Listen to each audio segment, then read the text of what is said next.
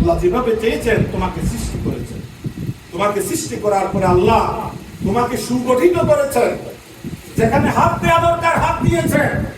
হাতগুলিকে তুমি দুনিয়ার কাজকর্মের জন্য আল্লাহ সচল করেছেন। তুমি গাড়িতে যাত্রা করবে হাত দিয়ে ধরবে, কৃষি কাজ করবে এই হাত ব্যবহার করবে, চাকরির ক্ষেত্রে, ব্যবসার ক্ষেত্রে, শিল্প কারখানা পরিচালনার ক্ষেত্রে যেখানেই যাও সকলের হাত একরকম। এটা কে দিয়েছে?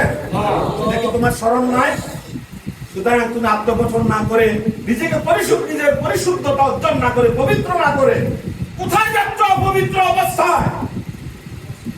কোন জিনিসটা তোমাকে আল্লাহর ব্যাপারে ধোঁকায় ফেলছে? ইয়া আইয়ুহাল ইনসানু মা গাররাকা বিরাব্বিকাল কারীম আল্লাযী খালাকাকা ফাসাওয়াকা ফাআদালাকা। তোমাকে শুধু আল্লাহ গঠন করে আল্লাহ শেষ করেন নাই, সুসামঞ্জস্য করেছেন।